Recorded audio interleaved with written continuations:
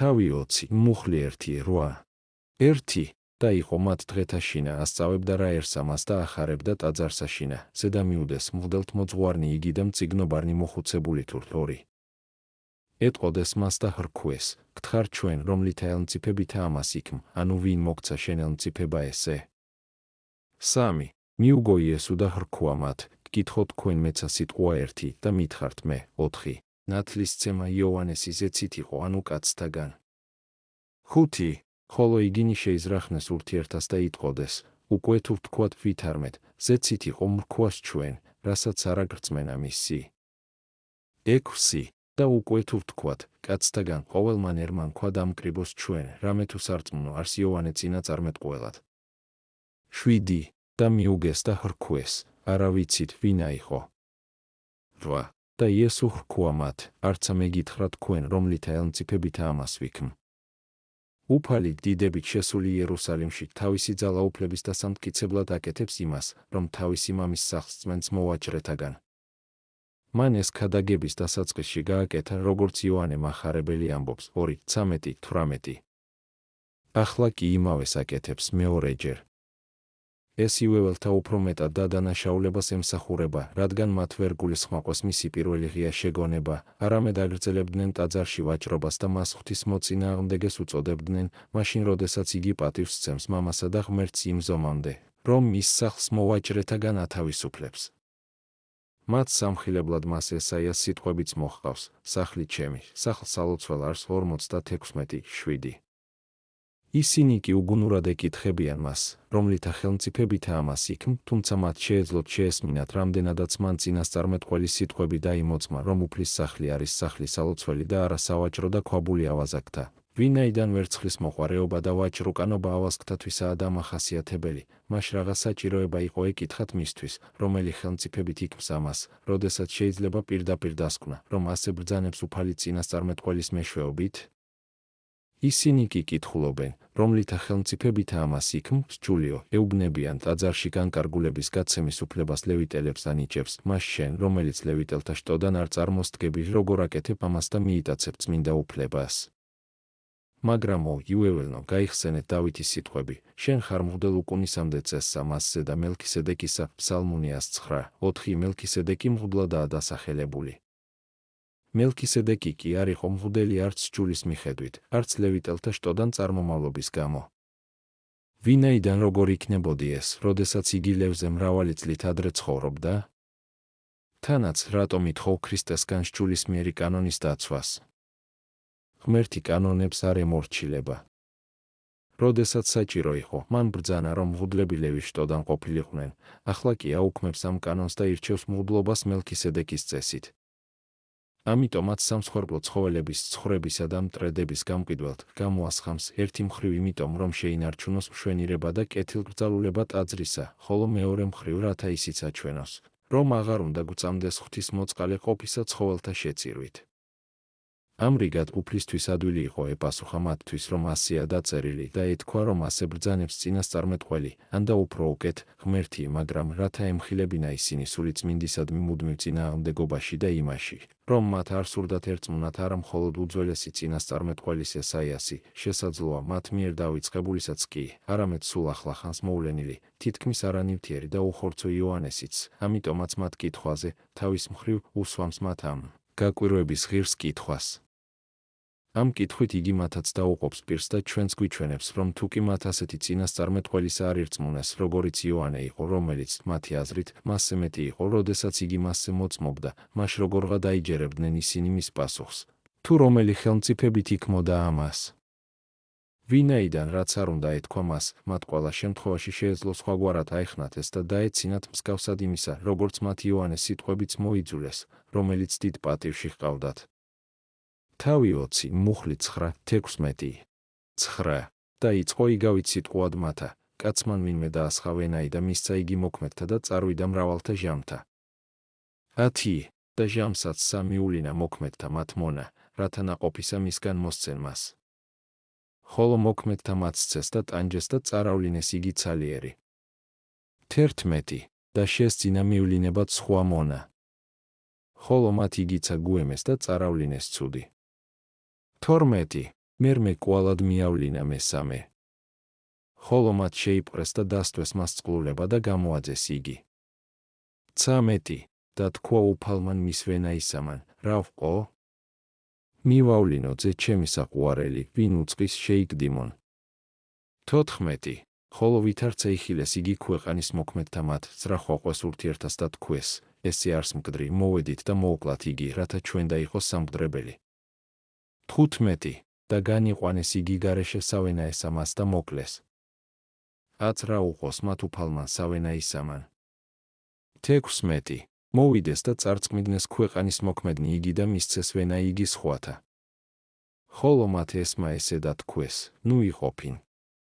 ეს იგავი მოკლეა, მაგრამ ბევრსა და დიდებულ რამეს გვასწავლის, კერძოდ, ღმერთს ჰქონდა და დაამტკიცა თავისი განსაკუთრებული განზრახულობა ებრაელთა მიმართ, რომ ისინი ძველთაგანვე მიდრეკილნი არიან მკვლელობისკენ, რომ ერთია ძველი და ახალი აღთქმის ღმერთი, რომ წარმართნი შეყვანილ იქნებიან, იუდეველნი კი განგდებულნი.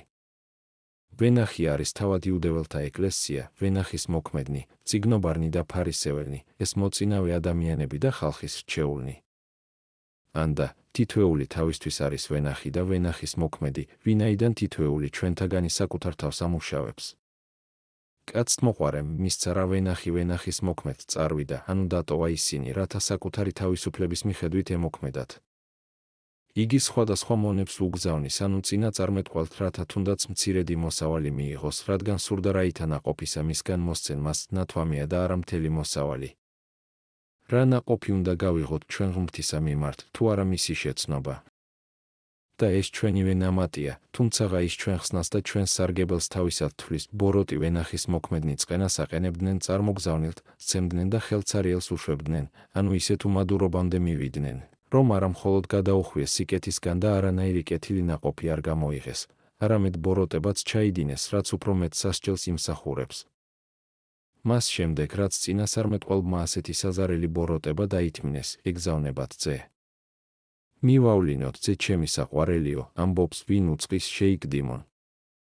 ამბობს შეიგდიმონო, არა იმიტომ, თითქოს და არ იცის მომავალი, რომ მას ბევრად უფრო უარესად მოექცევიან, ვიდრე წინასწარმეტყველებს, არამედ იმიტომ, რომ ასე უნდა ყოფილიყო. მათ უნდა შერცხვენოდათ მისი. თუ კი ისინი იმდენად უსირცხვილონი იყვნენ, რომ მოკლეს იგი, ეს კიდევ უფრო მეტ ბრალს სდებს მათ, რადგან მას შემდეგაც რაც ღმერთმა წარმოსთქვა, რომ კარგი იყო შეეკდი მათ წისა, მათ საწინააღმდეგო განაჩენი გამოიტანეს. საუბრის ამგვარი შემოbrunება წმინდა წერილის მრავალ ადგილასაა, მაგალითად, იქნებ გაიგონონ იერემია 26:3, გინდ მოისმინონ, გინდ ნუ მოისმენენ, ეზეკიელი 2:5-3-11. ამ ადგილებში უფალი საუბრობს ასე არა მომავლის არცოდნის გამო, არამედ იმის გამო იყენებს გამოთქმის ამგვარ წესს, რათა ვინმე მართქვას, რომ ღვთის მიერ წინსწარმეტყველება იყო აუცილებელი მიზეზი ურჩობისა. და განიყვანეს იგი გარეშე სავენახეს ამას და მოკლეს. სავსებით შესაძლებელია ითქვას, გარეშე იერუსალიმისა, ვინაიდან ქრისტე გარეშე ბჭეთა ევნო, ებრაელთა მიმართ 13-12. მაგრამ რამდენადაც უფრო მაღლა ვენახის ქვეშ ჩვენ ხალხს ვგულისხმობთ და არა იერუსალიმს, საქმესთან უფრო ახლოს იქნება ითქვას, რომ ხალხმა მართალია მოკლა იგი, მაგრამ სავენახის გარეთ, ანუ საკუთარი ხელით კი არ მოკლა იგი, არამედ მისცა რა იგი პილატესა და წარმართებს. ამრიგად უფალი ევნო სავენახის გარეთ, ანუ არა ხალხის ხელით, ვინაიდან მისთვის არ შეიძლებოდა ვინმეს მოკლა, ამიტომ იგი მოკვდა მებრძოლთა ხელით. ზოგიერთნი სავენახის ქვეშ გულისხმობდნენ წმინდა წერილს. ამრიგად უფალი ევნო წმინდა წერილის გარეთ, ანუ იგი მოკლეს არა მოსეს მორწმუნეებმა. ვინაიდან მოსე რომ ერწმუნათ და მიემართათ წმინდა წერილისთვის, გამოიკვლევდნენ რა მას, არ მოკლავდნენ მეუფის წერილსა. თქვა რა ეს, ამატებს იმ განაჩენსაც, რომლის წარმოთქმასაც აპირებს მათ მიმართ, კერძოდ, მისცეს ვენახი იგი სხვათა, ანუ სხვებს მისცემს იმ მადლს, რომ მისიერი ეწოდებოდეს. შეხედე, ისინი, ვინც ამბობენ, რომ სავენახე წმინდა წერილს აღნიშნავს, გონებ უფრო ზუსტად ხვდებიან აზრს, როგორც აქედან ჩანს. ვინაიდან წმინდა წერილი, რომელიც წაერთვათ ებრაელებს, მოგვეცა ჩვენ. თუმცა ზოგიერთი თამამი იტყვის, რომ სავენახე არის ყველაფერი სულისმიერი, მდგომარეობს იგი წმინდა წერილსა და სჯულში, თუ საქმეებსა და ისტორიებში, რასაც ყველა იუდეველი მოაკლდა, ჩვენ კი ამით ვტკბებით. თავი 20, მუხლი 17-19. 17. ხოლო თავადმან მან მიხედა მათ და ჰრქუა, ვით არ არის წერილი ესე, ლოდი, რომელ შეურა უხყვას მაშენებელთა, იგი იქმნა თავკიდეთა. 18. ყოველი, რომელი დაეცეს ლოდსა მასზე და შეიმუსროს, და რომელსაც ზედა დაეცეს, განანქრიოს იგი. 19. და უნდა მღვდელთ მოძღვართა მათ და მწიგნობართა და სხმადელთა მათთა მასში ამსაშინა და ეშინო და ერისამის, რამე თუ გულისმახვას, ვითარმედ მათც თქვა იგავი ესე. როგორ გესმის, ლუკა მახარებელი ამბობს, რომ უფალმა თქვა ეს სიტყვები, უფალი სავენახისა წარწმეთს უმადურ ვენახის მოქმედ და მისცემს ვენახს სხვებს და რომ ფარისევლებმა გაიგონეს ეს, თქვეს, ნუ იყოფინ, მათე მახარებელი კი სხვაგვარად ამბობს, კერძოდ, უფალმა იკითხა, რა უნდა უყოს იმ ქვეყანის მოქმედ უფალმა სავენახისა. იუდეველებმა კი პასუხად თქვეს, ბოროტნი იგი ბოროტად წარწმიდნენ და ვენახი იგი მისცეს სხვათა მათე 21 წინააღმდეგობა ხომ არ არის აქ. სრულიად არა. ვინაიდან როგორც ჩანს მოხდა ერთიც და მეორეც, თავიდან თავად მათ წარმოს თქვეს განაჩენი, როგორც მათე მახარებელი გადმოსცემს, ხოლო შემდეგ მიხვდნენ რა თუ ის ეხებოდა იგავი, კერძოდ, რომ იგი მათ შესახებაა თქმული. თქვეს კვლავაც ის, რასაც ახლა ლუკა მახარებელი გადმოსცემს, კერძოდ, ნუ იყოფინ, ქრისტე რაღაც ამბობს. მას სხვა მოწმობაც მოყავს დავითის ფსალმუნებიდან, 117, 22. საკუთარ თავს უწოდებს ლოდს, ხოლო თავად მასწავლებლებს მაშენებელთ, ისევე როგორც წინასწარმეტყველი ეზეკიელი ამბობს, ჩემი ხალხი კედელს აშენებს და აჰა, ესენი კირით ლესავენ, ეზეკიელი 13:10. ანუ საუბრობენ რა თავიანთ სასარგებლო და ფარავენ ერის ნაკლოვანებებს და ამიტომ თითქოს და კირით ლესავენ დაზიანებულ ადგილებს ერისა, როგორც რომელიღაც კედლისა. როგორ შეურაცხყვეს ეს ლოდი? როდესაც ამბობდნენ, ესე კაცი არ არის ღმრთისაგან, იოანე 9:16. უფალი საუბრობს აქ ორმაგ სიკვდილზე. ერთია სიკვდილი მათი სულებისა, რომელიც მათ იმის გამო განიცადეს, რომ ცდუნდნენ. ვინაიდან ყოველი, რომელი დაეცეს ლოდსა მასზე და შეიმუსროს. მეორე სიკვდილი ტყვეობისაგან, რომელიც ლოდმა მოჰგვარა მათ თავისი დამცირებისათვის მათ მიერ. ვინაიდან რომელსაც ზედა დაეცესო ნათქვამია განანქრიოს იგი. იუდეველნი გასრესილნი და განდნეულნი არიან, როგორც ერთი და იმავე კალოსგან, პალესტინისგან, შთენილნი მთელს მსოფლიოში. დააკვირდი იმასაც, რომ ისინი ჯერ დაეცნენ ამ ლოდზე, ანუ ცდუნდნენ, ხოლო უკვე შემდგომ ლოდი დაეცათ მათ და დასაჯა. ვინაიდან მე ჯერ ცოდვას ჩავდივარ, ხოლო შემდგომ სამართლიანი სასჯელი მომეწევა ღვთისგან. მაგრამ იუდეველებმა შეუარცხყვეს ეს ლოდი. ის კი ისეთი კარგი და რჩეული იყო, რომ კუთხის თავში იქნა დადებული და შეაერთა და დააკავშირა ორი კედელი, ანუ ძველი და ახალი. თუმცა მათ ესაიასი უნდა შეესმინათ, რომელიც ამბობს, ხოლო ცაბაოთ უფალს ეკრძალეთ, ის არის თქვენი შემაშინებელი და თქვენი შემზარავი. ის იქნება საწმიდარად და დაბრკოლების ლოდად და წაფორთხილების კლდედ ისრაელის ორი სახლისთვის, ბადეთ და მახეთ იერუსალიმის მკვიდრისათვის. ესაია 8:13. მაგრამ ისინი მაშინაც, როდესაც მიხვდნენ, რომ უფალი მათზე ამბობს ამიგავს, ბოროტს სწრახავენ მის წინააღმდეგ და ხელსაც დაასხამდნენ ხალხის, რომ არ შეშინებოდათ. სჯულიც ამბობს, უდანაშაულოს და მართალ კაცს ნუ მოკლავ გამოსვლა 23:7, მაგრამ მას ისინი არ უსმენენ, არამედ ხალხის რისხვისა ეშინიათ და თავს არიდებენ რახილულად ხელის დასხმას, სხვაგვარად მახეს აგებენ მის წინააღმდეგ. თავი 20, მუხლი 20, 26. 20. და მზირ უყვეს მას და მიავლინეს მზირნი ორგულნი, რომელნი მართლად იტყოდეს თავთაცთა, რათა პოონ რამე სიტყვა მის თანა და მისცენ იგი მთავრობასა და ელმწიფებასა მთავრისასა.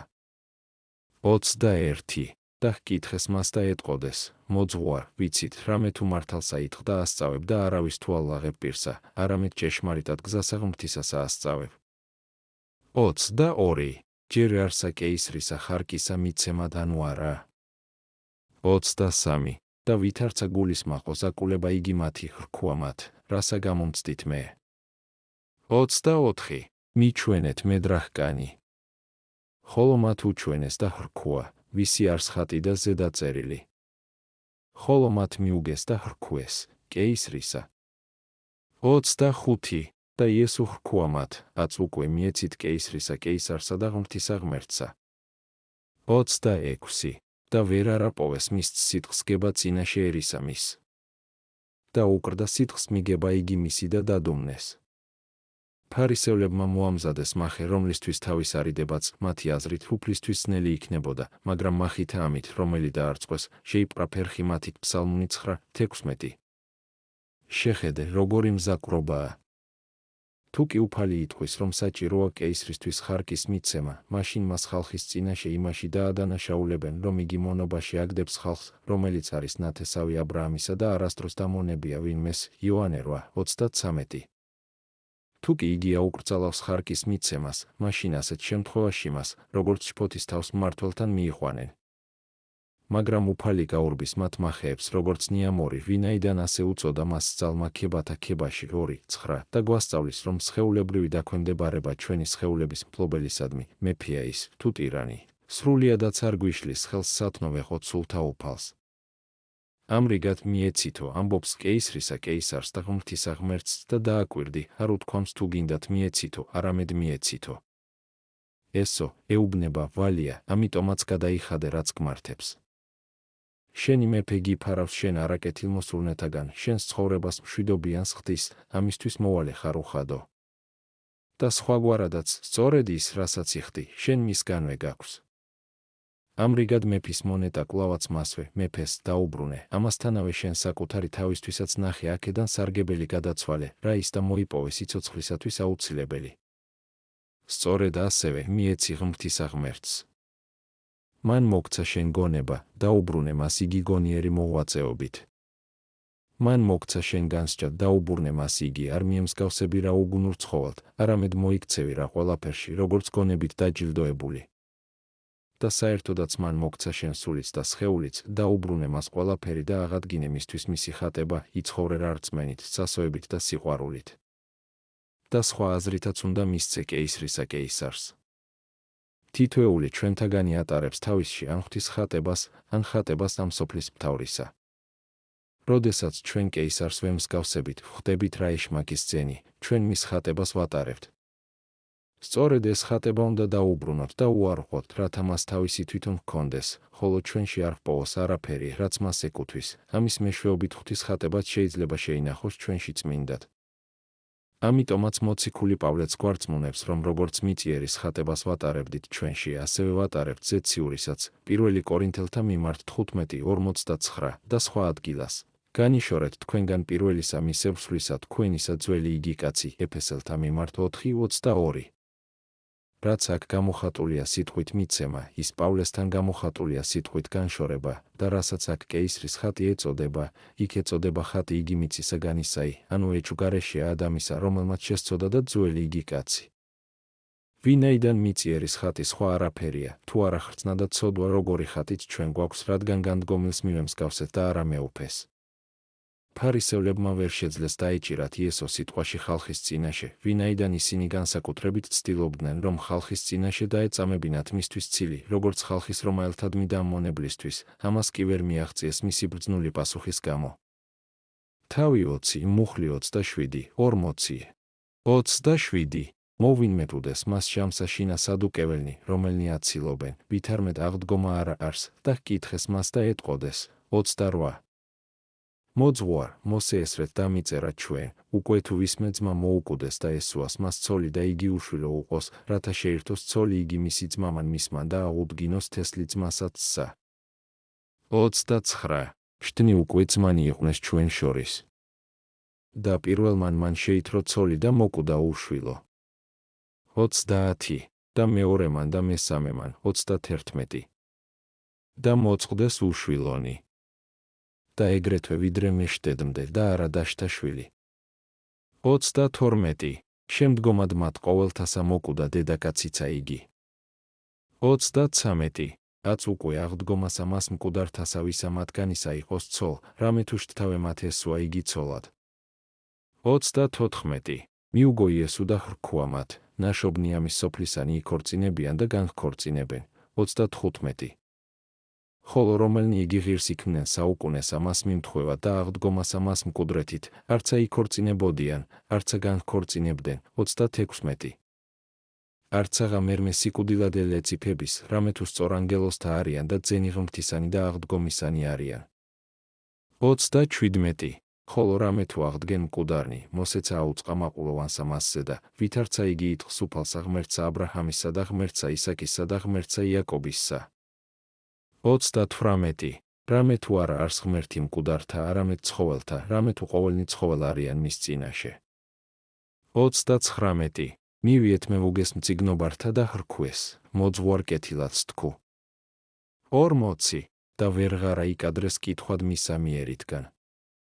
და ხრქვა მათ უფალმან. სადუკეველნი ეყრდნობოდნენ, რა სუსტ საფუძველს თავიანთ გამონაგვანში არ სწამდათ სწავლება აღდგომის შესახებ. როდესაც ვარაუდობდნენ, რომ აღდგომისას ხორციელი ცხოვრება იქნება. ისინი ბუნებრივია, ცდებოდნენ. ამიტომაც დასცინია რა სწავლებას აღდგომის შესახებ, როგორც უგუნურს, ისინი სრულიად უაზრო ამბავს იგონებენ. მაგრამ უფალი უარყოფს მათ მიერ საფუძვლად აღებულს და აცხადებს, რომ იქ ხორციელი ცხოვრება არ არის, ხოლო ამ სუსტ საფუძველსა და ვარაუდთან ერთად არღოს მათ სწავლებასაც და ამბობს, თქვენ ცდებით, რადგან არ იცით წმინდა წერილი და არასწორად ხსნით მის აზრს. ნაშობნია მის სოფლისანი, ანუ ისინი, ვინც იშვიან და შობენ ამ სოფელში, ცოლს ირთავენ და თხოვდებიან. ხოლო იმ სოფლის ძენი არაფერს ასეც არ იქმან, ვინაიდან სიკვდილიც არ შეუძლიათ, ამიტომაც არ არის იქ ქორწინება, არამედ არის ანგელოზებრივი, ღმრთაებრივი ცხოვრება. აქ იმიტომაა ქორწინება, რომ არის სიკვდილი და იმიტომაა სიკვდილი, რომ არის ქორწინება. იქ კი, როდესაც სიკვდილი აღარ იქნება, რაღა საჭიროა ქორწინება. ვინაიდან ქორწინება დადგენილია შემწედ მოკდაობისა და შესავსებად ნაკლულევანებისა. ხოლო იქ, სადაც არ არის არავითარი ნაკლულევანება, რა საჭიროა შევსება.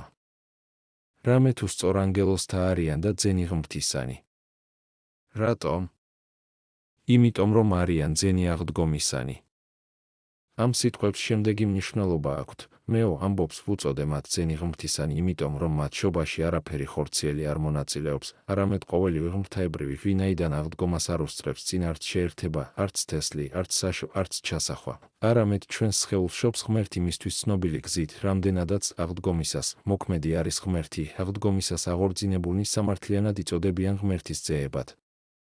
ამ დასკვნას უფალი წმინდა წერილის დასკვნასაც უმატებს.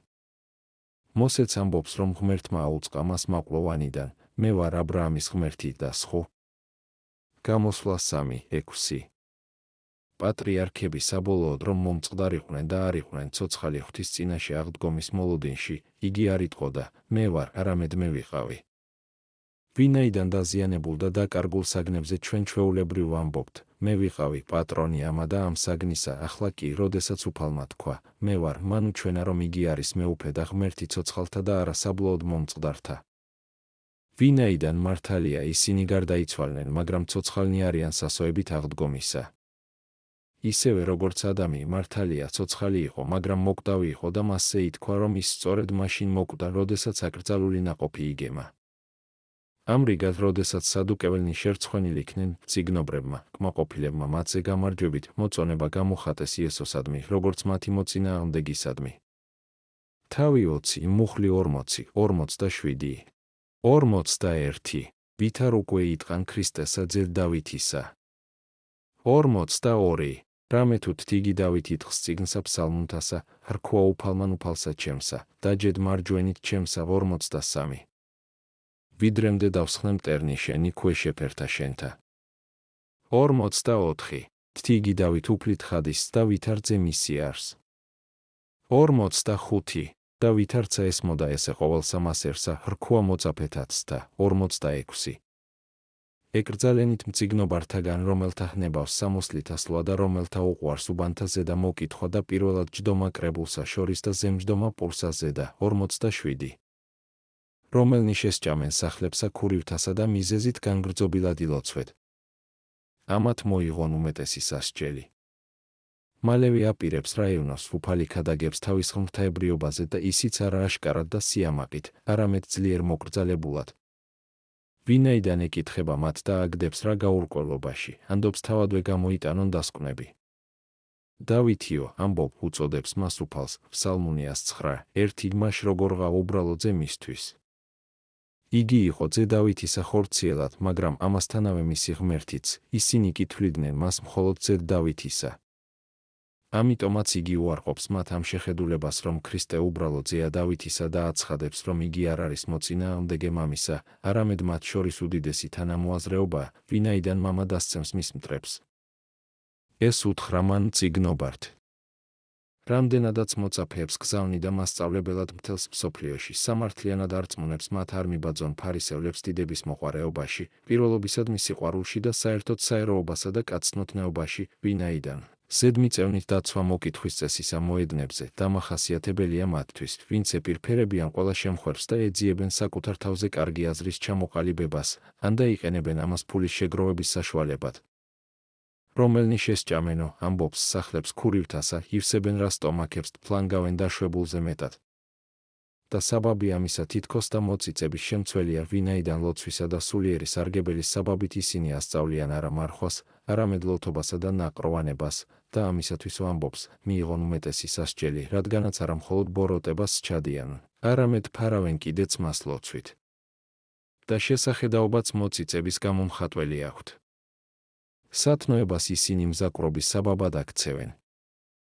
ამიტომაც ისინი უმეტეს სასჯელს იმსახურებენ, რამდენადაც სიკეთეს გაკიცხვის ღირსად ყოფენ. ქვრივები უნდა გეცოდებოდეს, ისინი კი შედიან მათ სახლებში თითქოს და იმისათვის, რომ ხანგრძლივი ლოცვებით დალოცონ ისინი.